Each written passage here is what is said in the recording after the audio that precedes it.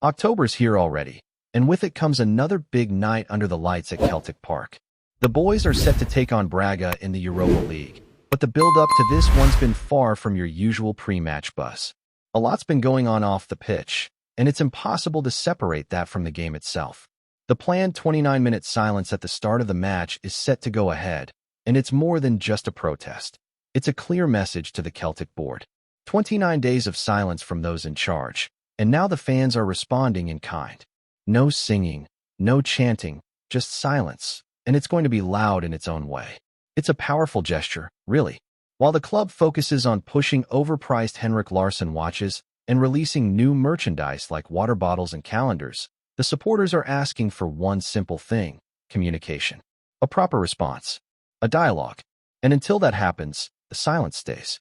There were some mixed feelings about how effective it was during the Hibs game, but make no mistake, tomorrow night, it's on.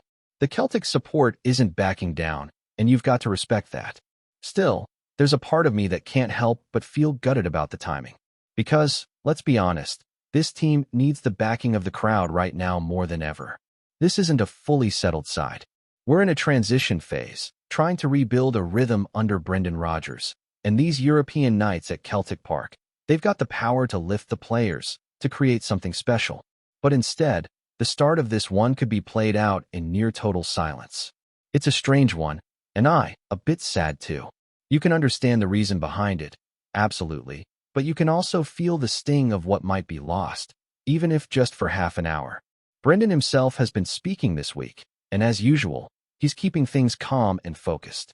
In his latest sit-down with Celtic TV, he repeated his satisfaction with how we played against Hibs, the speed, the pressing, the intent. But the message was crystal clear. It all needs to turn into goals now. Possession and pressure are fine, but they mean nothing without that final bit. And going into a game like this, in a competition that doesn't give you second chances, we simply need to find the net. One player who's earned a bit of praise recently is Liam Scales. And honestly, fair play to him. Brendan says he's playing at a high and consistent level, and he's spot on. Scales has quietly become one of the most reliable players in the side, stepping up big time when others have struggled with form or fitness. When you consider the number of changes in the backline this season, fullbacks rotating, Carter Vickers not quite himself, and injuries here and there, Scales has been a steady hand. The stats back it up too. Only 3 goals conceded in 11 games across all competitions. That's including away trips to places like Ibrox, Kazakhstan, and Belgrade. It's a brilliant defensive record, even if our attack's been stuttering. But it's that attacking side that'll be tested against Braga. I watched their match against Ferenc, all 90 minutes of it, and to be honest, it wasn't a classic. A bit of a slog, really. But it told me a lot about how Braga play. They set up in a back 3 with wingbacks that push high when they've got the ball, turning into a flat 5 when they don't. It's solid, compact, and they're not easy to break down. Ferenc struggled big time to create anything, and their best chance came from an early cross into the space between the defense and the keeper. That's something we'll need to exploit, not just getting to the byline and cutting it back, but hitting early balls before they're set. The trick is speed. Braga are organized, but like most teams, they need time to set up. If we're slow on the ball, and let's be honest, we have been for large parts of this season, then we're playing right into their hands. You move the ball slowly, and they drop into that 5-3-2 block, and suddenly there's no space, no gaps, no chances. But if we can shift it quickly, force them to stretch, that's when openings appear. There's a familiar face in that Braga backline, Gustav Lagerbielke. Yep, our old pal. He's playing on the right side of their back 3, and we know what he's about. Decent enough on the ball, but not the strongest defender when you isolate him. If we can get him pulled out into wide areas, or force him into 1v1s, there's definitely joy to be had. The issue, again, is whether we can play at the tempo needed to make that happen. As for Braga themselves, they're not exactly flying in the league. Just 2 wins in 7 so far, sitting 7th in the table. But in Europe, they're a different beast. They've won 6 on the bounce in this competition, including a solid win over Feyenoord last week, and they've come through a tricky set of qualifiers. Their manager, Carlos Viken, is an interesting one. Just 42 years old, a former assistant to Pep Guardiola at Man City, and now taking on his first big job as the main man. You'd think, given his background, that Braga would play silky football, all about possession and triangles. But no, they're actually quite direct. Happy to launch it long when needed, play into the channels, and look for their big man up top, Amin Elazani. Speaking of Elazani, he's a handful. Big, physical, the kind of striker who'll throw his weight about and make life uncomfortable for defenders. We'll need to match that physicality, no question. And behind him, pulling the strings, is João Moutinho. Yes, that João Moutinho. Still going at 39, still finding pockets of space, still capable of playing that killer pass. If we give him time on the ball, he'll hurt us. Simple as that.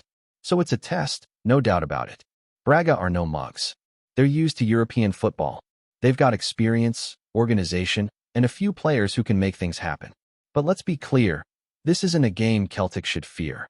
If we play to our potential, keep things tight at the back, and actually take our chances, we should be winning this. The challenge is doing it when it counts, not just talking about it after. A wee side note to finish this part. The referee for tomorrow night is Tobias Stieler from Germany. He took charge of that famous win away to Lazio in 2019, a real highlight of recent years. But he also refed the 4-1 loss to Sparta Prague the year after, so it's a mixed record. Still, this will be his first visit to Celtic Park, and maybe, just maybe, he'll bring a bit of good luck with him. Right, let's pick things up and dive a bit deeper into what this Braga side really brings to the table and what Celtic can do to unsettle them. Because for all the talk of silence in the stands and frustrations off the pitch, once that whistle blows, it's 11 versus 11. And make no mistake, Celtic have what it takes to come out on top. But only if we get the key moments right, and only if we show a bit of bravery on the ball. Braga, as we touched on earlier, are managed by Carlos Vicen, who arrived in the summer after working under Pep Guardiola at Manchester City. You'd be forgiven for expecting a slick, possession-heavy style with triangles and short passes galore. But watching them closely, especially that match against Ferenc, shows they're not that kind of team, not yet anyway. There's definitely still structure and discipline, but it's not all pretty football. In fact, they're not afraid to go long, to bypass the midfield when needed, and to use the physicality of their front players to get up the pitch quickly. In a way, it's quite traditional, but effective when done right. That's not to say they're a basic team. Far from it. What stands out is how comfortable they are in their system. They know when to drop off, when to push forward, and the wingbacks are a big part of that. They get high, they stretch the game, and they provide the width that allows the midfield three to stay narrow and compact. Defensively, when Braga lose the ball, they collapse into that five-man backline quickly, and that's where the frustration can creep in for opponents. Once they're in their shape, you can pass it sideways all day long. They'll just sit and wait. What Celtic need to do is not give them that chance. If we allow them to settle, we're asking for trouble. So this is where the likes of Matt O'Reilly and Callum McGregor become crucial. They need to be bold, they need to try things, not just recycling the ball, but looking for those clever passes between the lines. If we get passive, we're playing into Braga's hands. The risk is losing the ball in dangerous areas, but the reward is huge. You pull one of those center backs out of position, or you find a runner in behind, and suddenly it's a different game. One area I do think Celtic can really get at Braga is out wide. Their wingbacks love to bomb forward, but they don't always get back in time. That leaves space, especially on the counter. If we can win the ball in midfield and transition quickly, with Maeda's pace or even Palma's trickery, we can hit them where it hurts. But again, the key word is quick. No dawdling, no 3 touches when one will do. It has to be sharp, it has to be direct, and we have to commit bodies forward. Another point worth noting is that Braga have looked vulnerable when defending set pieces. You'd think with a back 3 and some physical players they'd be solid in the air, but they've switched off at times, especially when dealing with second balls. That's an area where Celtic could take advantage. Guys like Carter Vickers, Scales, even Kyogo with his movement, they need to be alert in the box. These are the fine margins that decide European games. A scrappy goal from a corner counts just the same as a 30-yard screamer. Speaking of fine margins, let's talk about our own chances, or lack thereof in recent weeks. The issue with Celtic just now is not that we don't create, it's that we don't finish. It's becoming a bit of a theme. Dominate possession, get into good areas, and then nothing. Whether it's the final pass that's off, or the finish that's tame, it's not clicking in the final third. And that's a worry, especially in Europe, where chances are fewer and far more precious. You don't get 5 or 6 clear-cut chances against a team like Braga. You maybe get 2 or 3, and you need to take at least 1. That's why I'd love to see Kyogo play a bit more on the shoulder of the last defender, be more of a threat in behind. Too often lately he's been coming too deep, getting involved in the build-up, but then not being there when the ball's played into the box. We know what he's capable of when he's on the move. That quick dart, the instinctive finish. If we can get him those kinds of looks, we've got a real chance. But again, it starts with the service. That midfield has to be brave and willing to play the risky ball. Then there's the question of who lines up beside him. Does Rodgers go with 2 up top? Maybe give O a run to bully that backline a bit? Or does he stick with the wider players tucking inside and looking to combine? It's a tough call, especially knowing how compact Braga will be. Part of me thinks having a more physical option like O from the start could unsettle them, especially if we're not expecting to have as much space to play into. Then you bring Kyogo on when legs are tired, and he can run right in the last half hour. Defensively, we're in decent shape. As mentioned earlier, Scales has been rock solid, and Carter Vickers, even if not at his absolute best, still commands the back line. I'd expect Alistair Johnston to start at right back if fit, with Greg Taylor on the left, although that's an area where we might see some rotation depending on fitness. But what's key is the midfield shield. McGregor has to protect the back four and keep Moutinho quiet. If João gets time on the ball, he'll start picking passes, and then we're chasing shadows. It might not be pretty. It might be one of those nights where it takes patience, a bit of grit, and maybe even a slice of luck. But that's what European football is all about. And the thing is, Celtic have been here before. We've faced tougher teams, in tougher conditions, and come through it. This Braga side are no walkover, but they're also not unbeatable. There's no reason to fear them. Respect, always. But fear? No chance. What I'd love to see is the team come out and play with belief. Not overcautious, not waiting to see what Braga are going to do, but taking the game to them. Use the energy of the crowd, even if it's delayed by 29 minutes, and make a statement. Set the tone.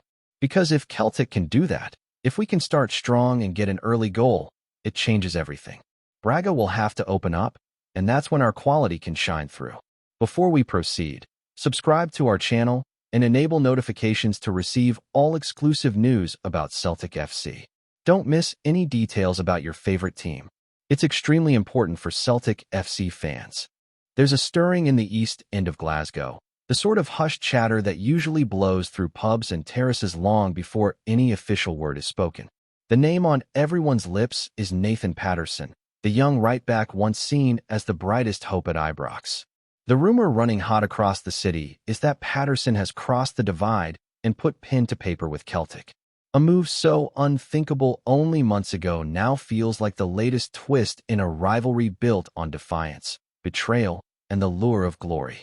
Those who claim to be in the know suggest the deal was struck in quiet corners, away from the glare of cameras. The whispers insist that Celtic have secured a player whose raw pace and relentless energy were once celebrated by Rangers supporters as the embodiment of their future. Now, the green and white half of the city dares to imagine him bombing down the right flank at Parkhead, turning jeers into roars. For the faithful at Celtic Park, it's a potential coup, the kind of audacious capture that rattles the old order and sets tongues wagging from Sauchiehall Street to Salt Market. Of course, nothing official has been released, and denials will surely follow. Yet the smoke refuses to clear. Patter about training ground sightings, about paperwork shuffled through in discreet offices, continues to swirl. Some fans scoff, calling it a wind-up designed to unsettle. Others can't help but picture him draped in the hoops, ready to write a new chapter in the fiercest football tale in Britain.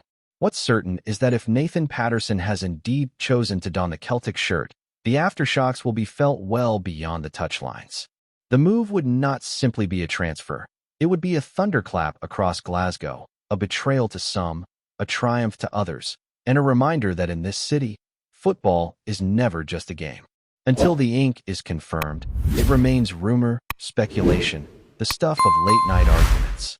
But the buzz is undeniable, and the city waits with bated breath. Hello, fan. Don't forget to like and subscribe to the channel, as it means a lot to Celtic FC. Also, share your opinion about the news in the comments below. See you in the next video.